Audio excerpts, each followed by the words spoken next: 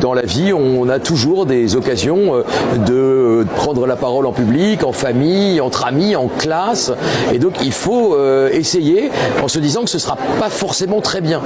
Et parler, c'est faire le deuil de la perfection. On peut bafouiller, on peut hésiter sur un mot, et ce n'est pas pour autant que le message ne passe pas. Et donc il faut se donner des objectifs raisonnables. C'est pas une façon de faire que de se dire que il faut que ce soit extraordinaire dès la première fois.